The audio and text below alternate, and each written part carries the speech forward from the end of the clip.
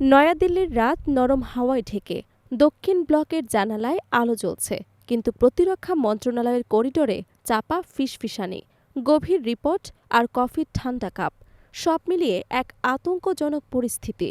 কারণ পাকিস্তান বাংলাদেশের কাছে JF-17 থান্ডার ব্লক 3 ফাইটার বিক্রি করতে যাচ্ছে। ভারতের গোয়েন্দা রিপোর্টে বলা হয়েছে, এই চুক্তি দক্ষিণ এশিয়ার ক্ষমতার সমীকরণ পাল্টে দিতে পারে। জাতীয় নিরাপত্তা উপদেষ্টা অজিত দোভাল এবং প্রধানমন্ত্রী নরেন্দ্র মোদি ঘন ঘন বৈঠক করছেন। মোদির চোখে ঘুম নেই। স্ক্রিনে পাকিস্তানের অ্যারোনটিক্যাল কমপ্লেক্সের নতুন হ্যাঙ্গারে সারি সারি JF-17 ব্লক 3 জেট দেখা গেছে, আর তালিকায় স্পষ্ট লেখা ঢাকা। JF-17 চীনের সহায়তায় পাকিস্তানের তৈরি লাইট মাল্টিরোল ফাইটার দক্ষিণ এশিয়ার আকাশে যুদ্ধের নতুন প্রতীক হয়ে উঠেছে। ইতোমধ্যেই ইন্দোনেশিয়া, সৌদি আরব, আজারবাইজান, লিবিয়া, সুদানসহ একাধিক দেশ অর্ডার দিয়েছে।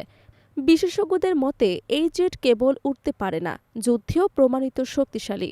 এর সক্রিয় ইলেকট্রনিক স্ক্যান্ড রাডার, নতুন beyond visual range missile system এবং নেক্সট জেন এভিনিক্সের কারণে এটি পাকিস্তানের আকাশসীমার বড় বিকল্প। মূল্য তুলনামূলকভাবে কম, 25 থেকে 30 মিলিয়ন ডলার, যেখানে পশ্চিমা সমমানের ফাইটারের দাম 70 থেকে 90 মিলিয়ন ডলার। অর্থাৎ এক রাফালের দামে পাকিস্তান বানাতে পারে 3টি থান্ডার। বাংলাদেশ যদি এই ফাইটার নেয়, তবে ভারতের পূর্ব আকাশপথ আর নিরাপদ থাকবে না। প্রতিরক্ষা বিশেষজ্ঞরা বলছেন, JF-17 কেবল বিমান নয়, এটি চীন, পাকিস্তান, বাংলাদেশের কূটনৈতিক এবং নিরাপত্তা ত্রিকোণিকের প্রতীক।